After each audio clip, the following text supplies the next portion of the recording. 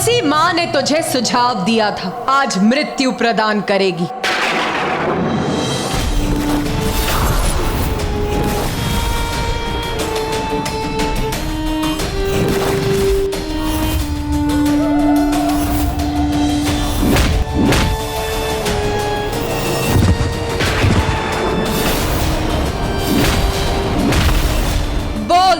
बोल कैसा अनुष्ठान दुष्ट? माता, अजय हूँ माता मैं। आपके कहने पर 94 करोड़ बार अनुष्ठान किया था मैंने।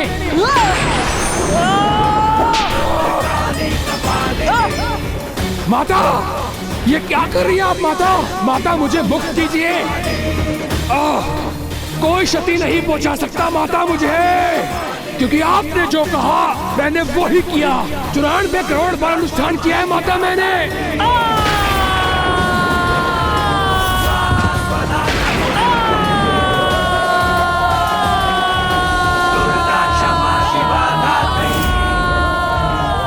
ये क्या कर रही हैं आप माता?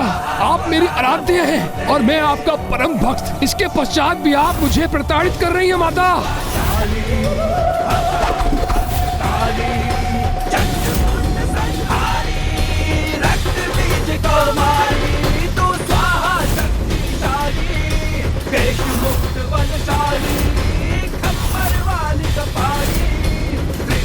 माता, ये पुनः इस गुफा में क्यों लेकर आई आप मुझे? कैसा अनुष्ठान संपन्न किया है तूने दुष्ट? बोल, उत्तर दे। वही माता जो आपने कहा था। 94 करोड़ बार की पूजा अनुष्ठान की है मैंने, और ये हिमलम साक्षी है मेरे उस पूर्ण हुए अनुष्ठान के।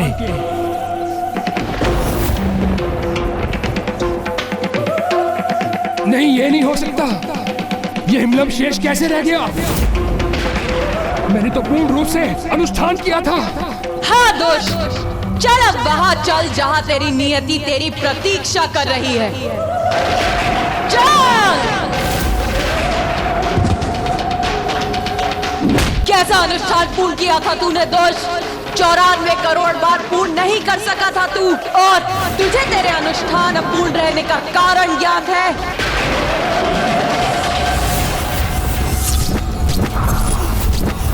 मेरा अनुष्ठान अपूर्ण कैसे रह गया?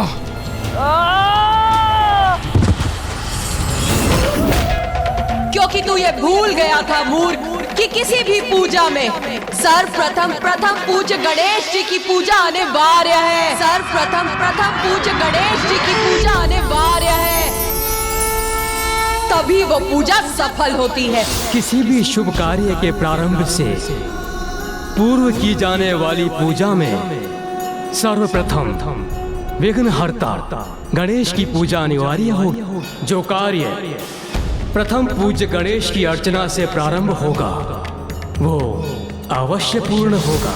किंतु तूने तो उनका स्मरण भी नहीं किया मूर्ख। और नागों की प्रार्थना सुन, वो तुझसे नागों की रक्षा के लिए तेरी पूजा के लिए विघ्नकर्ता बने और तेरा अनुष्ठान असफल किया।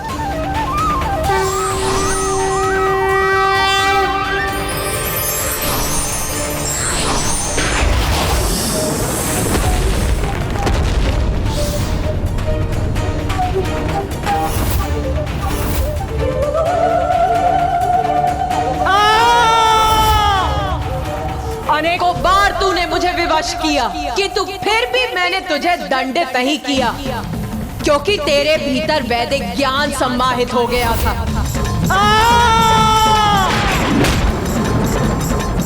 और इसीलिए आज तक देवी आदि शक्ति ने मुझे इसकी अनुमति नहीं दी थी कि तू अब तेरे पापों की गागर भरकर फट चुकी है। इसीलिए अब तुझे ये दर्शाने के लिए कि अत्याचार कितना भयंकर हो सकता है, कोई रोक नहीं है मुझ पे।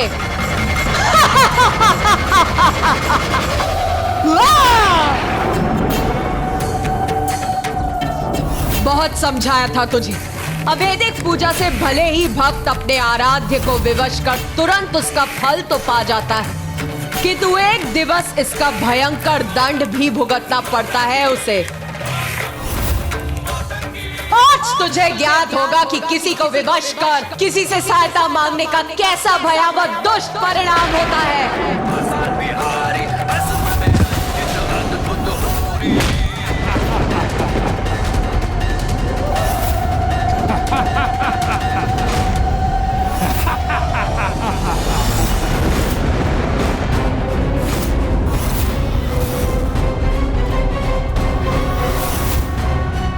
भय करो मूर्ख अधर्मी, उद्दंडता भरी हंसी मत हंसो। क्यों अपने अंत को और कष्टदायी बना रहे हो तुम? ये मेरा कष्टदायी अंत नहीं, ये तो तुम्हारी देवी के सफलता रूपी कष्ट से भरी पराजय है। क्योंकि ये देवी कोई क्षति नहीं पहुंचा सकती मुझे। क्यों देवी, तुम्हें यह भी ज्ञात नहीं कि मेरा वध करने में सर्वथा असमर्थ रहोगी तुम? यदि इतनी ही शीघ्र अपने अंत के लिए तत्पर हो रहे हो तो तैयार हो जाओ पापी, तुम्हारा अंत निकट भी है और सुनिश्चित। नहीं, सुनिश्चित है तो बस यही कि मेरा वध कोई नहीं कर सकता, कोई नहीं, क्योंकि यहाँ कोई नहीं जिसने वर्षों तक अपनी पलकें न झपकाई हो।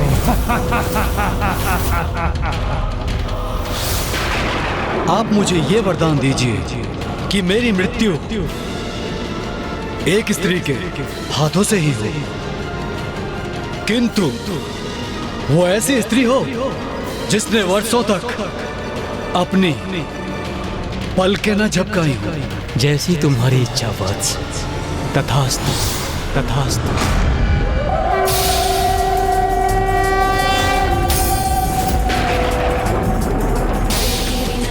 सूर्यास्त होने को है। अब इस दुष्ट का वध करने हेतु बहुत ही कम समय शेष है माता के पास। यदि ये आज भी शेष रह गया तो ज्ञात नहीं कि कल ये कौन सा नवीन संकट प्रकट करेगा।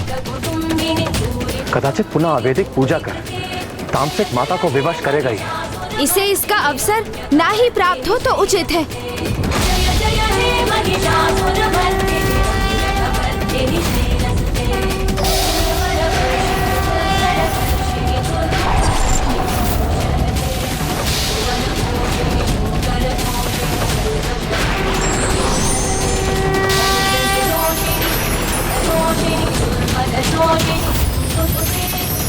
ये भयंकर प्रकाश कैसा है जिसे देखना भी मेरे लिए दुभर हो रहा है।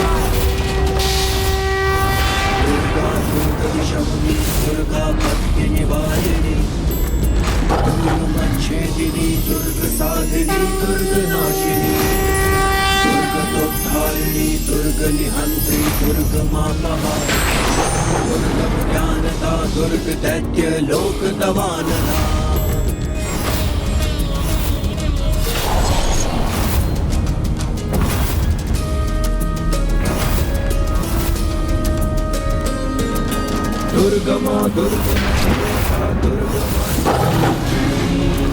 दुर्गप्रदा दुर्गम विद्या दुर्गमाश्रिता दुर्गम ज्ञान संस्थाना दुर्गम ज्ञान वासिनी दुर्गमोहा दुर्गमदा दुर्गमार्ग स्वरूपिणी दुर्गमासुर सहंत्री दुर्गमायुधधारिणी। माँ अब अपना योद्धा रूप धारण कर रही हैं। उनके इस रूप का दर्शन तो हमारा परम सौभाग्य है और इस पापी का दुर्भाग्य। अब बस माता इस दुष्ट को सूर्यास्त के पूर्व नष्ट कर दे।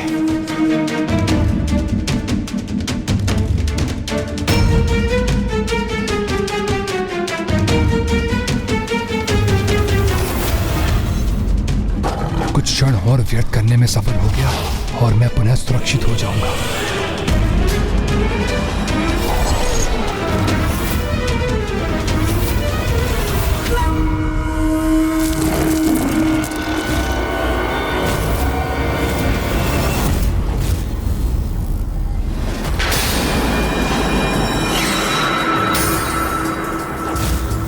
समय व्यर्थ कर रहा है ये दुष्ट। सूर्यास्त तक शेष रहना चाहता है जिससे इसे युद्ध में एक और दिवस की अवधि प्राप्त हो जाए।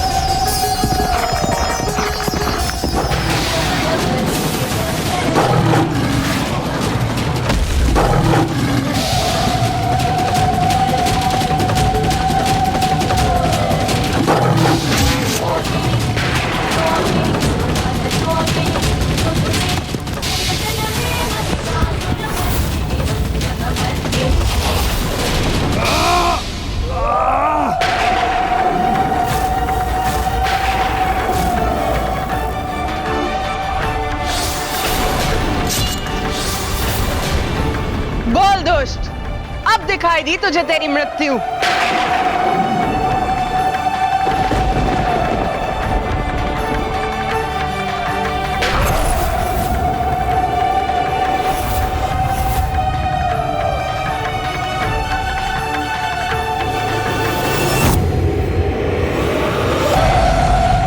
बस किसी प्रकार आज का सूर्यास्त देख लूं मैं।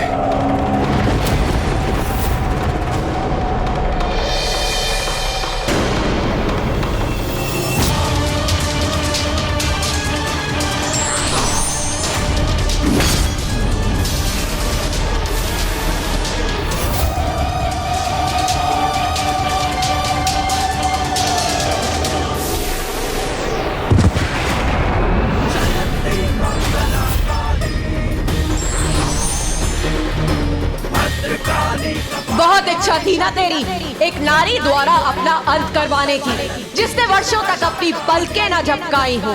तो लो देख देख, मैं विशालाक्षी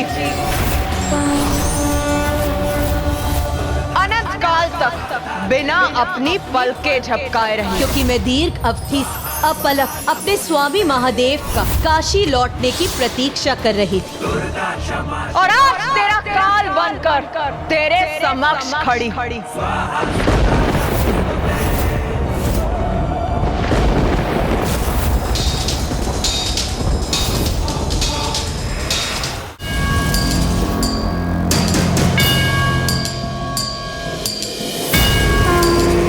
माँ विशालाक्षी ने तो कभी अपनी पलकें नहीं झपकी। आज उन्हीं के हाथ उस दुष्ट की पलकें सदा सदा के लिए निस्पंद पड़ जाएंगी, बंद हो जाएंगी। देख दुर्गमासुर, देख मुझे दुर्गा रूप धारण कर तेरे समक्ष प्रस्तुत हूँ मैं।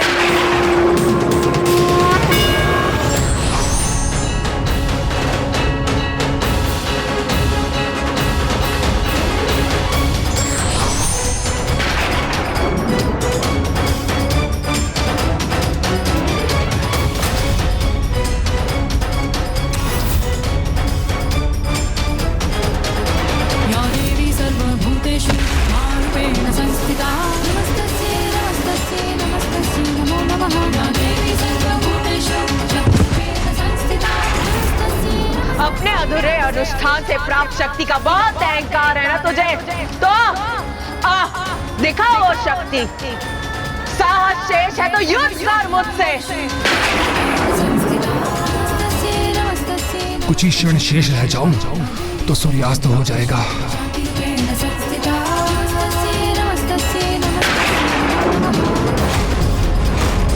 मुझे ज्ञात है ये दुष्ट अवश्य पुनः समय गंवाने के लिए कुछ करने ही वाला है।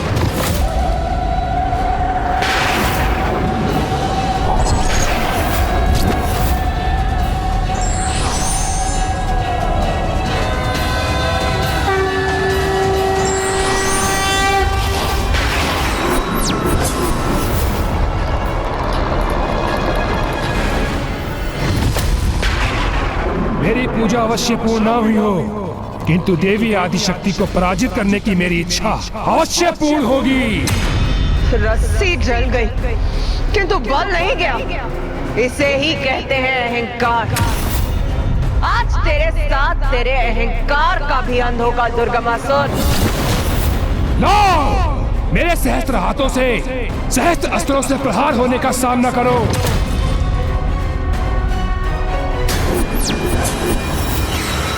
लो देवी, मेरे सहस्त्र हाथ तुम्हें सहस्त्र भागों में छत विशत करेंगे।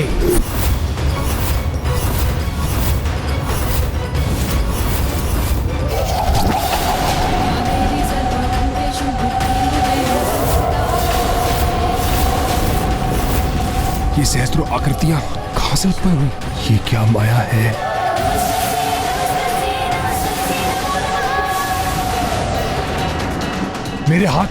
मेरे हाथों को अपना भोजन बना लिया इन दुष्टाओं ने।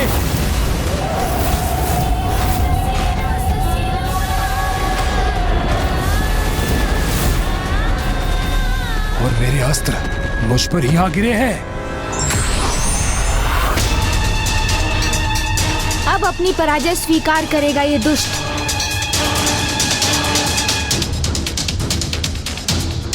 तुम कुछ भी कर लो, किंतु दुर्गमासुर को पराजित नहीं कर सकोगे तुम।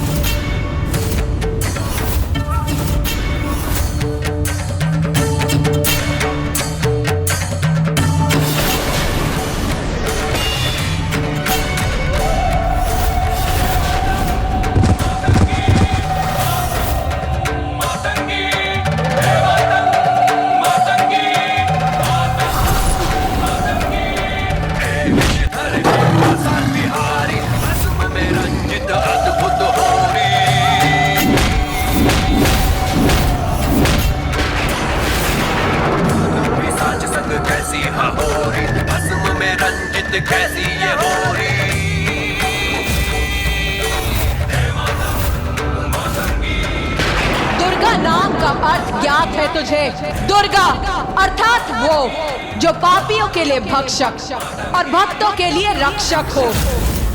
दुर्गा अर्थात वो जो दुर्गम से दुर्गम कार्य को पल भर में पूर्ण करे। दुर्गा अर्थात वो जो दुर्गम से दुर्गम दुष्टता का विनाश कर शांति, समृद्धि और धर्म की सत्ता स्थापित करे। दुर्गा अर्थात वो जो पांचों ज्ञानेंद्रियों और पांचों कामेंद्रियों से उत्पन्न पाप विकारों के आभेद में फंसी आत्माओं को मुक्त कराए। और आज ये दुर्गमासुर का अंत कर उसकी आत्मा को पापमय जीवन से मुक्त करेगी। तो तुच्छ नारी पुकारता रहा ना जिसे, आज वही नारी तेरे अंत के उपरांत दुर्गा नाम से विख्यात होगी।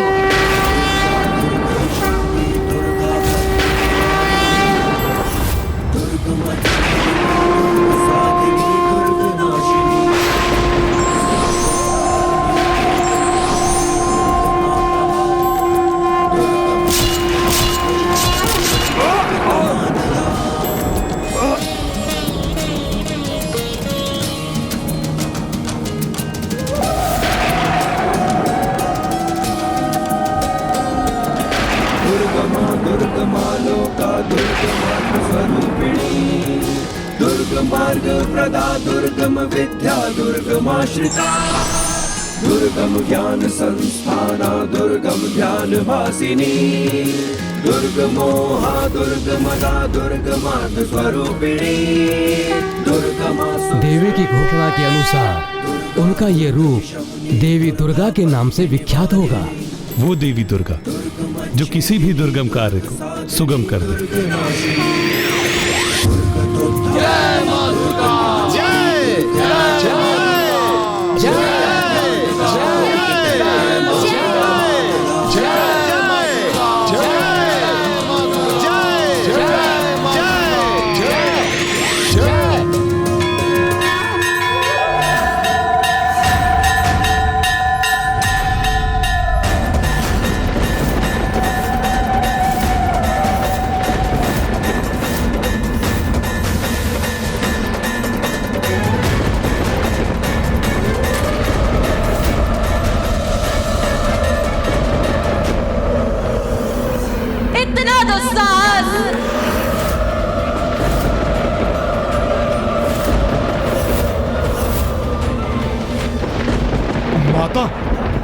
माता, मैं तो अपना कर्तव्य करने इस दुष्ट आत्मा को लेने भर आया था माता।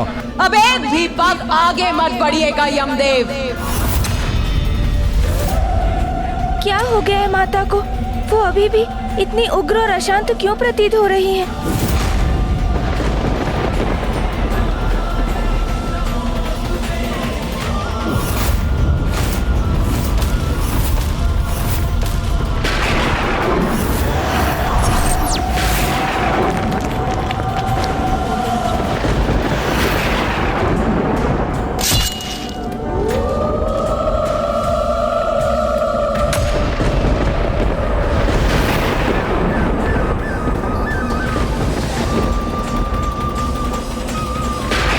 माँ का क्रोध तो बढ़ता ही जा रहा है।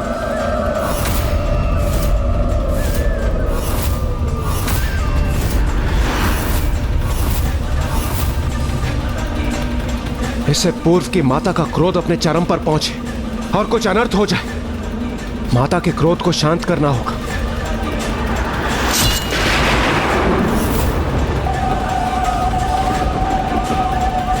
माता, शांत हो जाइए माता, हमारी प्रार्थना सुन लीजिए, अपने क्रोध को शांत कीजिए माता। अब तो ये दुष्ट आपके पैरों तले है, विनाश हो चुका है उसका। इसलिए अपना क्रोध शांत कीजिए माता। माता, हमारी प्रार्थना सुनिए माता, शांत हो जाइए। इस समय माँ माता आदिशक्ति अथवा माता विशालाक्षी के रूप में नहीं, माँ दुर्गा के रूप में है। दुर्गम संकट से रक्षा करने वाली माँ दुर्गा को तो उन्हीं के नाम के उच्चारण से शांत किया जा सकता है।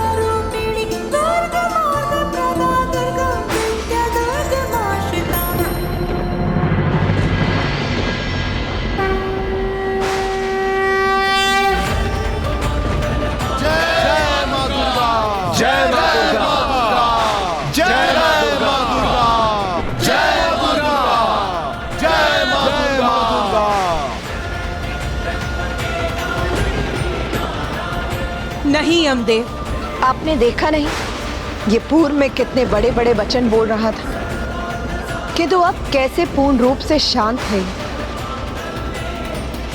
अर्थात अधर्म पथ पर चलने के लिए इसे प्रेरित करने वाले इसके प्रमुख अवगुण अहंकार का अब नाश हो चुका है। इसीलिए अब मेरे द्वारा इसका संहार होने पर इसे मोक्ष की प्राप्ति होगी।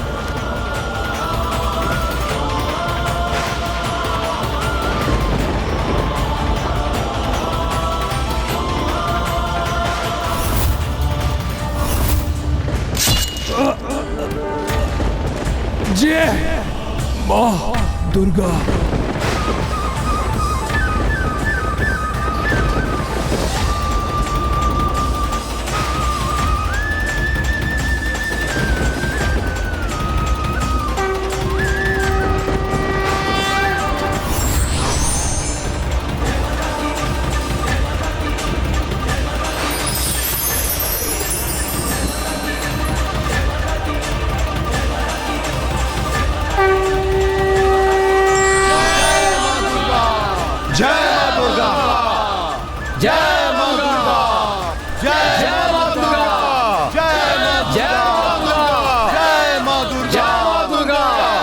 माँ दुर्गा, आपने इस महापापी का संहार कर हमें दुर्गम संकट से मुक्त किया, किंतु माता उन साधारण जीवों का क्या जो संकट के समक्ष भयभीत हो जाते हैं? उन्हें आपकी कृपा कैसे प्राप्त होगी माता? वो संकट के समक्ष निर्भय कैसे होंगे? पुत्र गणेश ने अभी मेरे जिन 32 नामों का उच्चारण किया, उन सभी नामों के विशेष अर्थ हैं। जो इन नामों के अर्थ समझ के मेरे द्वंतिश नाम माला का जाप करेगा अथवा स्तुति करेगा, वो दुर्गम से दुर्गम संकट से बाहर आने का मार्ग अवश्य प्राप्त करेगा।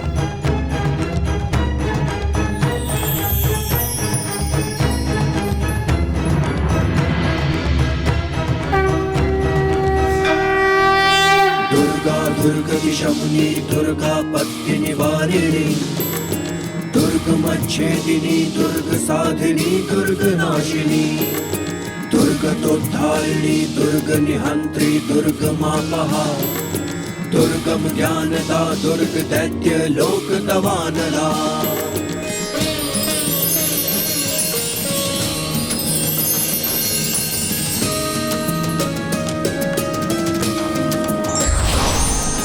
दुर्गमा दुर्गमा लोका दुर्गमात्म स्वरूपिणी दुर्ग मार्ग प्रदा दुर्गम विद्या दुर्गमाश्रिता दुर्गम ज्ञान संस्थाना दुर्गम ध्यान भासिनी दुर्गमोहा दुर्गमदा दुर्गमार्ग स्वरूपिणी दुर्गमासुर सहंत्री दुर्गमायुधधारिणी दुर्गमांगी दुर्गमता दुर्गम्या दुर्गमेश्वरी दुर्ग भीमा दुर्ग भामा दुर्ग भा दुर्ग दारिणी दुर्ग भीमा दुर्ग भामा दुर्ग भा दुर्ग दारिणी।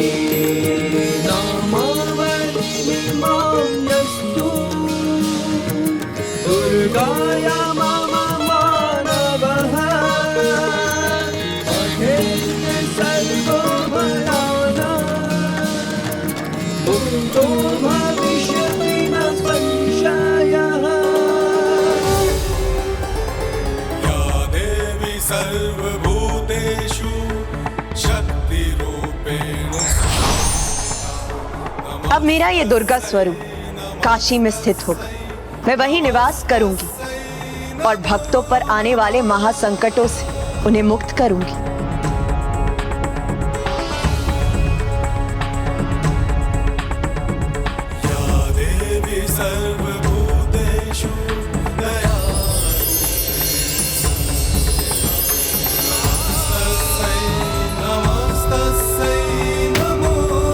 जिस प्रकार स्वयं के भीतर कस्तूरी होने के बाद भी हिरण सदा भटकता ही रहता है, उसी भांति मनुष्य भी स्वयं के भीतर स्थित वास्तविक ज्ञान को बहुत कठिनाई से ढूंढ पाता है।